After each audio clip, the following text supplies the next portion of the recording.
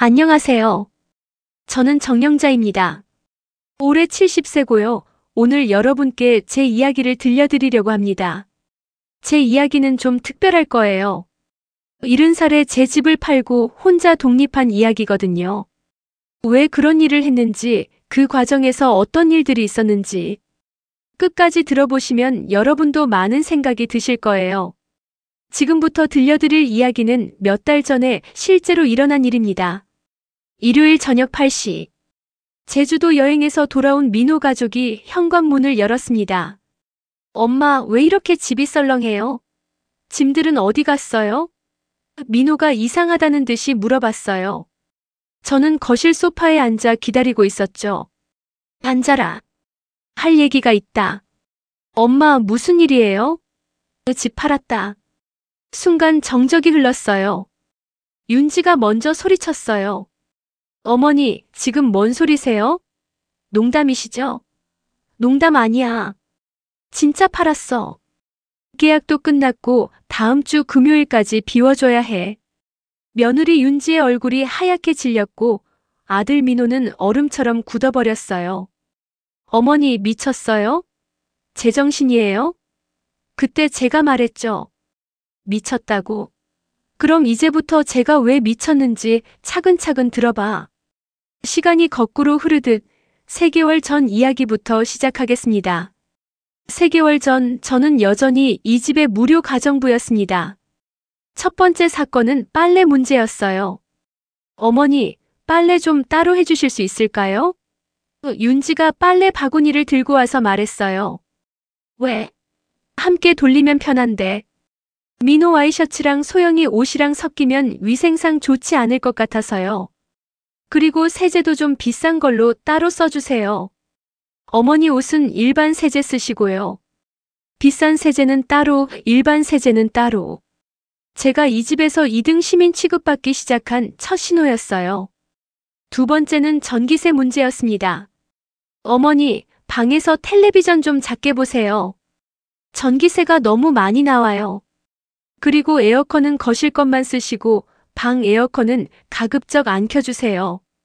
제 방은 제일 더운 서쪽 방이었는데 에어컨까지 못 쓰게 하더라고요. 세 번째는 식사 시간 통제였어요. 어머니, 저녁은 정확히 6시에 준비해주세요. 소영이 학원 시간에 늦으면 안 되거든요. 그리고 아침은 7시 반, 점심은 12시 반에 맞춰주세요. 민호 출근 시간이랑 제 재택 근무 스케줄이 있어서요. 마치 제가 고용된 가정부처럼 시간표를 정해주더라고요. 네 번째는 용돈 문제였습니다. 어머니, 혹시 통장에서 자동이체로 생활비 좀 보태주실 수 있으세요? 요즘 물가가 너무 올라서. 얼마나? 한 달에 50만 원 정도면. 어차피 어머니 용돈도 저희가 드리는 거니까 그냥 차감하는 식으로요. 제가 용돈을 받는 게 아니라 제가 생활비를 대는 거였어요. 이런 일들이 하루하루 쌓여갔어요. 어느 날은 윤지가 감기에 걸려서 밤새 죽을 끓여줬어요.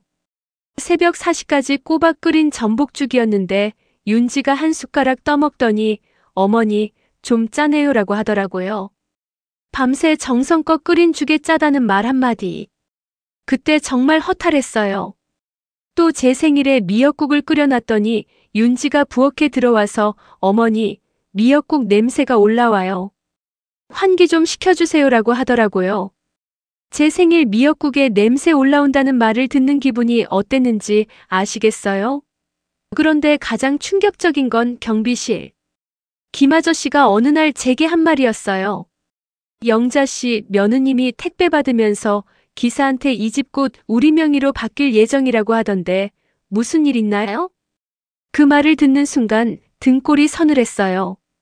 무슨 의미인지 그때는 몰랐지만 뭔가 이상하다는 느낌이 들었거든요. 며칠 후에 관리비 체납 고지서가 왔어요. 제 명의로 된 아파트인데 체납이라니요? 관리사무소에 직접 가서 물어봤어요. 소장님, 저희 집 관리비가 체납이라고 나왔는데 어떻게 된 일인가요? 아, 영자 씨. 며느님이 계좌 이체 중단하셨더라고요. 그래서 3개월치 밀렸어요. 소장님이 컴퓨터 화면을 보여주시더라고요. 화면에는 우리 집 관리비 납부 이력이 쭉 나와 있었어요. 보세요. 1월부터 자동이체가 안 되고 있어요. 체납금이 47만 원입니다. 그런데 왜 제가 몰랐죠? 며느님께서 고지서 받아가신다고 하셨거든요. 그런데 납부는 안 하고 계시니까 체납은 세대주 책임입니다. 영자 씨 명의니까 최종 책임은 영자 씨한테 있어요. 집에 돌아가서 윤지에게 물어봤더니 깜빡했어요. 바쁘다 보니까 라고 대충 넘어가더라고요.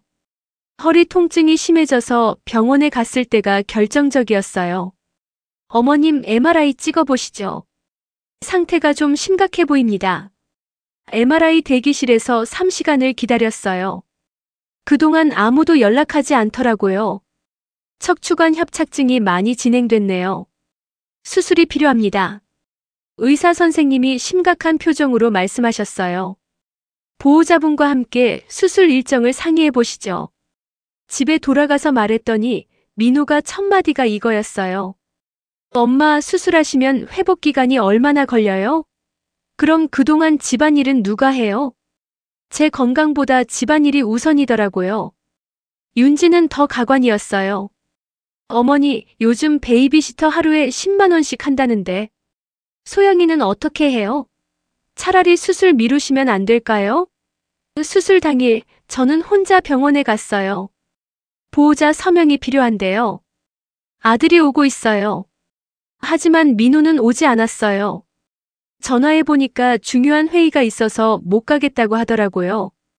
윤지에게 전화했더니 급한 일이 생겨서 못 가겠어요. 대리 서명은 안 되나요? 라고 했어요. 결국 간호사분이 도와주셔서 수술을 받을 수 있었어요. 어머님 가족분들이 너무 무심하시네요. 이런 큰 수술에 보호자가 한 명도 안 오다니. 간호사분도 이상하게 생각하시더라고요. 마취에서 깨어났을 때 병실에는 아무도 없었어요. 물 한 잔 떠줄 사람도 없었죠. 이틀 후에야 민호가 왔어요. 엄마 죄송해요. 일이 너무 바빠서. 이제 괜찮으시죠? 언제 퇴원 가능하세요? 퇴원 후 며칠 지나서 은행에서 전화가 왔어요. 고객님 혹시 최근에 담보대출 상담 신청하신 적 있으세요? 없는데요. 그런데 고객님 명의로 전화 상담 신청이 들어왔는데 신청자 연락처가 고객님 휴대폰 번호가 아니더라고요. 이상해서 은행에 직접 갔어요. 상담 신청이 들어온 연락처가 어떻게 되죠? 직원이 화면을 보더니 말했어요. 어머님 번호가 아닌 다른 번호로 되어 있네요. 윤지 번호였어요. 명의자가 직접 전화 통화를 해야 상담이 가능합니다. 보안상 제3자 대리 상담은 불가능해요. 은행 창구는 신분증 실물과 자필 서명 없이는 담보 진행 불가고 ARS도 명의자 음성 인증이 필요하다고 못 박더군요. 그런데 누군가 제 명의로 신청을 했다는 거네요. 네, 그런 것 같은데. 본인 확인이 안 되니까 상담은 진행 안 됐어요. 집에 돌아와서 윤지에게 물어봤더니 아, 그거 제가 어머니 대신 문의한 거예요. 혹시 필요할 수도 있어서 라고 대충 둘러대더라고요. 며칠 후 보험회사에서도 전화가 왔어요. 고객님, 지난주에 댁에서 보험해지 상담 문의하신 적 있으세요? 없는데요. 그런데 고객님 댁 번호로 전화가 와서 보험해지 시 환급금이 얼마나 되는지 문의하신 분이 있었어요. 누가요? 여성분이셨는데 고객님 며느리분이라고 하시더라고요. 그래서 개인정보 때문에 자세한 상담은 안 해드렸어요. 저는 펜으로 메모를 시작했어요. 날짜, 시간, 문의 내용까지 다 적었죠. 혹시 환급금이 얼마나 된다고 하셨나요? 약 2천만 원 정도 된다고 안내해드렸어요. 하지만 본인이 직접 오셨어야 했는데 전화를 끊고 나서 소름이 돋았어요. 제 모르게 제 보험까지 알아보고 있었던 거예요. 2월 말쯤 윤지가 말했어요. 어머니, 소영이 방학이니까 가족여행 계획하고 있어요. 어디로? 제주도요. 3박 4일로요. 그때 소영이가 뛰어오면서 말했어요. 할머니도 같이 가요. 정말 기뻤어요. 오랜만에 가족이 되는 기분이었거든요. 하지만 그날 저녁 제가 화장실 가려고 복도를 지나는데 윤지가 스피커폰으로 친구와 통화하고 있었어요. 여행에 시어머니까지 가시면 우리가 너무 불편하잖아. 늦게 자고 늦게 일어나는 것도 눈치 보이고. 맞아. 그럼 어떻게 하게? 몰래 어머니만 빼고 가려고. 어차피 계단도 많고 어르신이 다니기 힘든 코스로 잡을 거야. 그 대화를 듣는 순간 가슴이 철렁했어요. 다음날 민호와 윤지가 조용히 제게 말했어요. 엄마, 이번 여행은 저희끼리만 가려고 해요. 왜? 소영이도 할머니랑 같이 가자고 했는데. 그때 윤지가 결정타를 날렸어요. 어머니, 솔직히 말씀드릴게요. 어머니가 같이 가시면 우리가 불편해요. 우리끼리만 자유롭게 여행하고 싶거든요. 어머니, 이제 좀 눈치 보고 사세요. 우리도 자유롭게 살고 싶어요. 여행 계획을 들은 다음 날 복도에서 옆집 박 아줌마를 만났어요. 영자 씨, 며느님이 엊그제 택배 받으면서 기사한테 이 집 곧 우리 집이 될 거예요 라고 하던데 무슨 좋은 일 있나요? 네. 복도 CCTV에 다 찍혔을 텐데요. 며느님이 택배함 앞에서 통화하시면서 담보대출 풀리면 명예 이전이라는 말도 하시던데요. 그 순간 모든 퍼즐이 맞춰지기 시작했어요.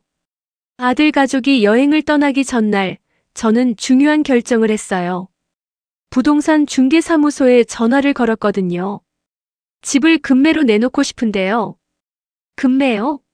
어떤 사정이 있으시나요? 가족 사정으로 빨리 처분해야 해서요.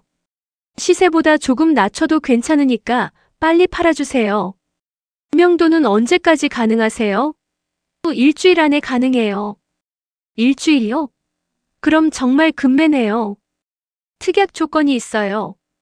명도일 지연 시 하루에 30만 원씩 지체 상금이 붙어요. 괜찮아요. 시세가 3억 5천인데 3억 2천 정도면 바로 나갈 것 같은데요. 매매 계약서에 명도, 지체 상금 30만 원 하루에 붙는 특약 넣었습니다. 좋아요. 진행해 주세요. 그런데 부동산 아저씨가 이상한 말을 했어요. 그런데 사모님, 며느님이 얼마 전에 이 집 담보대출 문의하러 오셨던데 괜찮으세요? 뭐라고요? 지난주에 며느님이 오셔서 이 집으로 담보대출 얼마까지 가능한지 물어보시더라고요. 그래서 1억 정도 가능하다고 했는데 혹시 다른 부동산에도 문의했을까요? 아마 여러 곳 알아봤을 거예요. 요즘 젊은 분들이 그래요. 시부모님 명의 집으로 대출받아서 투자하려고. 중개보조원도 거들었어요. 맞아요. 며느님이 곧 명의 이전될 예정이라고 하시면서 서류 준비 문의도 하셨거든요.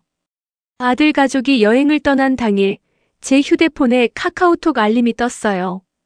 가족 단체 채팅방에 제가 실수로 포함되어 있었나 봐요. 윤지 엄마 없으니까 정말 깔끔하다. 이런 여행이 진짜 여행이지. 민호 맞아. 눈치 안 보고 늦잠 자니까 좋네. 소영 할머니는 왜 안 왔어요? 윤지 할머니는 집에서 쉬는 게 좋다고 하셨어. 거짓말이었어요. 제가 쉬겠다고 한 적 없거든요. 그 다음 메시지가 더 충격적이었어요. 윤지 여보, 담보대출 풀리면 이번 달 안에 명예 이전 가능할까? 민호 변호사랑 상의해봐야지. 그런데 엄마가 동의 안 하시면? 윤지 동의 안 하시면 어떻게든 설득해야지. 아니면 다른 방법도 있고. 저는 그 대화를 캡처해뒀어요. 화면에는 오후 2시 17분이라는 타임스탬프가 찍혀 있었고 윤지 프로필에는 하트 이모티콘이 달린 제주도 행복이라는 상태 메시지가 보였어요. 완전히 여유롭게 제 뒷담화를 하고 있었던 거죠. 그날 오후부터 저는 본격적으로 움직였어요. 먼저 집안을 뒤져봤어요. 윤지 방 서랍을 열어보니 제가 평소 비상금을 보관하던 봉투가 있더라고요. 그 봉투 뒤쪽에 제 인감 도장이 숨겨져 있었어요. 제가 찾고 있던 바로 그 인감이었죠. 이게 여기 왜 있지? 인감을 자세히 보니 도장면에 묻은 잉크가 제 손 모양이 아니었어요. 제가 평소 찍는 방식과 각도가 달랐거든요. 누군가 제 도장을 사용했다는 명백한 증거였어요. 서랍을 더 뒤져보니 제 중요한 서류들을 모두 발견했어요. 인감증명서, 등본, 보험증권. 모두 윤지가 따로 모아뒀더라고요. 그 중에 메모지 하나를 발견했어요. 윤지 글씨로 이렇게 적혀 있었어요. 담보대출 1억 2천 마이너스 보험해지금 2천. 마이너스 명의 이전 후 재담보 6천 총 2억 완전히 치밀한 계획이었어요. 은행에 다시 가서 제 명의로 된 모든 계좌와 상담 이력을 확인했어요. 어머님, 지난달에 담보대출 상담 신청이 들어왔네요. 그런데 신청자 연락처가 어머님 휴대폰이 아니라 다른 번호로 되어 있어요. 윤지 번호였어요. 그리고 보험 쪽에서도 문의가 들어왔었어요. 어머님 보험 해지해서 현금으로 받을 수 있냐고. 모든 게 제 모르게 진행되고 있었던 거예요. 일요일 저녁 여행에서 돌아온 가족들 앞에서 저는 모든 걸 털어놓았어요. 집 팔았어. 계약도 끝났고 다음 주 금요일까지 비워줘야 해. 어머니 미쳤어요? 제정신이에요? 윤지가 소리쳤을 때 저는 준비한 서류들을 식탁에 깔았어요. 미쳤다고? 그럼 이것들도 미친 소리니? 관리비 체납 고지서, 담보대출 상담 이력서, 보험회사 통화 내역, 그리고 윤지가 부동산에 문의한 기록, 카카오톡 캡처까지. 너희가 내 명의로 뭘 하려고 했는지 다 알아. 민호가 당황해서 말했어요. 엄마, 이건 오해예요. 저희가 그런 게 아니라. 오해? 그럼 이 서류들이 다 가짜야? 윤지가 발끈했어요. 법적으로 문제 있는 행동이에요, 어머니. 집 팔기 전에 가족들과 상의는 했어야죠. 법적으로? 네 명의 집을 내가 파는 게 뭐가 문제야? 오히려 너희가 네 명에 도용한 게 불법이지. 명예 도용이라니요? 그럼 내 허락받고 담보대출 알아본 거야? 내 보험해지 상담받은 거야? 내 인감증명서 가져간 거야? 그때 민호가 망설이듯 입을 열었어요. 엄마, 그래도 너무 갑자기. 저희도 준비할 시간이 필요한데. 준비? 너희가 준비할 시간? 그럼 내 인감 몰래 가져가서 대출 알아볼 때는 내한테 준비할 시간 줬니? 순간 윤지가 민호 팔을 꽉 잡더니 눈으로 신호를 보냈어요. 민호가 다시 말을 바꿨습니다. 아니다, 윤지 말이 맞아. 어머니가 너무 하신 것 같아요. 그 말을 듣는 순간 제가 단호하게 말했어요. 기본부터 지켜. 내 건강, 내 이름, 내 의사. 그 순간 소영이가 갑자기 소리쳤어요. 아빠, 엄마. 할머니 탓하지 마. 할머니가 뭘 잘못했어요? 모든 어른들이 순간 조용해졌어요. 아이 입에서 나온 전곡을 찌르는 말이었거든요. 윤지가 당황하며 마지막 발악을 했어요. 그래도 저희가 살고 있는 집인데. 내가 자유롭게 살고 싶다고 했잖아. 그래서 진짜 자유를 줬어. 이제 너희끼리 자유롭게 살아봐. 금요일까지야. 하루 늦으면 지체상금 30만 원씩 붙어. 그 주 내내 집안은 전쟁터였어요. 민호와 윤지는 급하게 전세집을 알아봤지만 쉽지 않았죠. 목요일에 이삿짐 센터에서 견적을 받으러 왔어요. 이삿짐이 꽤 많네요. 포장이사로 하시면 280만 원이고. 윤지가 기겁했어요. 280만 원이요? 너무 비싸네요. 그럼 반포장으로 하시죠. 150만 원입니다. 부동산 중개인도 열쇠 인계받으러 와서 확인했어요. 명일까지 완전히 비우셔야 해요. 잔금 치르고 바로 입주 예정이거든요. 그때 소영이가 저한테 와서 눈물을 흘리며 말했어요. 할머니, 제가 전학 가야 해요. 학원도 그만둬야 하고. 그 순간만큼은 마음이 아팠어요. 소영아, 할머니가 새 집에서 더 맛있는 거 해줄게. 언제든 놀러와. 윤지는 끝까지 원망스러운 표정으로 저를 봤어요. 어머니 친정에서 도움 좀 받을 수 있을까요? 저희 갑자기 이사하려니까 돈이 많이 들어서. 그제서야 현실을 깨달은 모양이었어요. 제가 새로 구한 곳은 강화도 바닷가 마을의 작은 원룸이었어요. 월세 35만 원에 보증금 500만 원이었죠. 첫 장보기를 나갔을 때 동네 슈퍼 아주머니가 말을 걸어왔어요. 새로 이사 오셨어요? 혼자 사세요? 네, 혼자 살아요. 용감하시네요. 70세에 새로 시작하다니. 뭐가 용감해요? 그냥 제 인생 살고 싶었을 뿐이에요. 첫 주말 혼자 아침을 준비하면서 느꼈어요. 이렇게 평온할 수가 있구나. 김치찌개를 끓이면서 제가 원하는 만큼 맵게 했어요. 누구 눈치 볼 필요도 없었죠. 베란다에 앉아서 바다를 보면서 차를 마시는 시간이 이렇게 행복할 줄 몰랐어요. 이웃 할머니들과도 금세 친해졌어요. 영자 씨, 정말 시원하게 사시네요. 별거 아니에요. 그냥 제가 하고 싶은 대로 사는 거예요. 우리도 그런 용기가 있으면 좋겠어요. 한 달 후 민호가 전화를 걸어왔어요. 엄마, 저희 잘못했어요. 다시 함께 살아요. 안 돼. 너희는 너희끼리 자유롭게 살아. 엄마도 이제 엄마 인생 살 거야. 그래도 가끔은 밥 먹지 않을래요? 생각해보니 아이의 관계를 끊을 필요는 없을 것 같았어요. 좋아. 한 달에 한 번. 여기로 와. 엄마가 해줄게.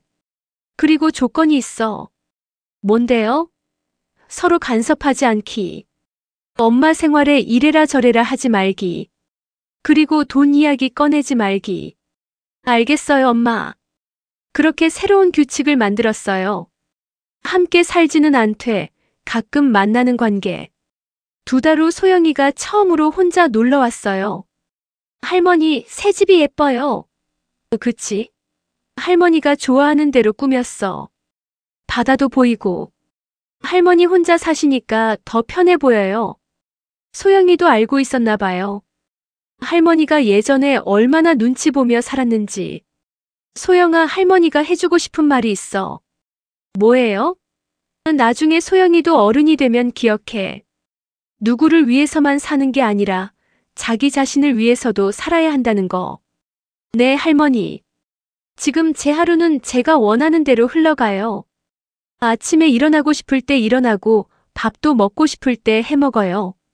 아무도 저한테 빨래 따로 해달라, 밥 시간 맞춰달라, 전기세 아껴달라 이런 말 안 해요.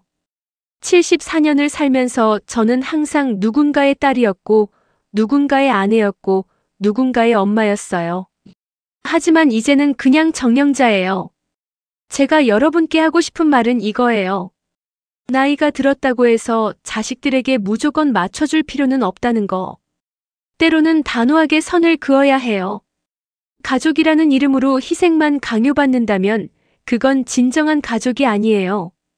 지금도 가끔 동네 할머니들이 물어봐요. 영자 씨, 외롭지 않으세요? 전혀 외롭지 않아요. 오히려 자유로워요. 후회는 안 하세요? 후회할 게 뭐 있어요? 70살에 새로 찾은 자유인데. 여러분도 만약 가족여행에서 제외된다고 통보받는다면 어떻게 하실 건가요? 그냥 참고 넘어가실 건가요? 아니면 저처럼 단호하게 맞서실 건가요? 만약 여러분의 자녀가 여러분 명의로 몰래 대출을 알아본다면 어떻게 하실 건가요? 혹시 저와 비슷한 경험이 있으시다면 댓글에 자유라고 남겨주세요. 다음 영상 오프닝에서 읽어드릴게요. 여러분의 이야기도 들려주시면 함께 나눠보고 싶어요. 여러분의 인생은 여러분 것이니까요. 감사합니다.